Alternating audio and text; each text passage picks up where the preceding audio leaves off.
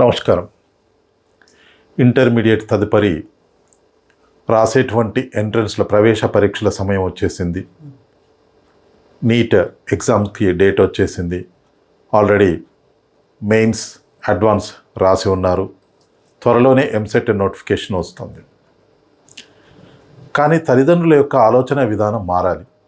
కారణం ఏంటంటే ప్రతి తండ్రి తన పిల్లల్ని ఉన్నత స్థితిలో చూడాలనుకోవడంలో తప్పులేదు. కానీ అందరూ ఇంజనీర్లు, అందరూ డాక్టర్లు అయితే సమాజంలో మిగతా వృత్తులు ఏం కావాలి? ఉదాహరణకి భారతదేశానికి 3 వైపులా సముద్రం ఉంది. కానీ ఈ సముద్ర అంటే తీర రక్షక దళంలో చేరేందుకు యువత ఆసక్తి చూపట్లేదు. ఒక పంజాబ్ నుండే వచ్చినటువంటి వాళ్ళు రక్షణ శాఖలో ఉంటే రేపు అది ఏ సమస్యకైనా దారితీయొచ్చు కదా. మరి దక్షిణాది రాష్ట్రాల్లో ఉన్నటువంటి ప్రజలు ఇది ఆలోచించుకోవాలి.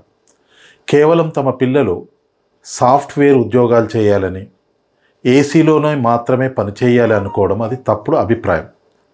అలా కాకుండా అనేక వృత్తులు ఉన్నాయి.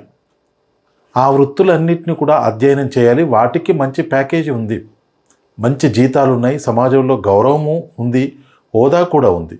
ఆ వైపు ఎందుకు ఆలోచన చేయట్లేదు? అంటే పంజాబ్ వాడు వచ్చి మాత్రమే యుద్ధం చేయాలి, నార్త్లో ఉన్నటువంటి రాష్ట్రాలు మాత్రమే ఈ యొక్క భారత సైనిక దళాలలో ముఖ్య పాత్ర పోషిస్తున్నారు. దక్షిణాది రాష్ట్రంలో నుండి ఈ పాత్ర తక్కువగా ఉందని నేను భావిస్తున్నాను. కాబట్టి తల్లిదండ్రుల యొక్క ఆలోచన విధానంలో ఇది మార్పు వచ్చినట్టయితే మన రక్షణ శాఖ కూడా చాలా బలోపేతం అవుతుంది.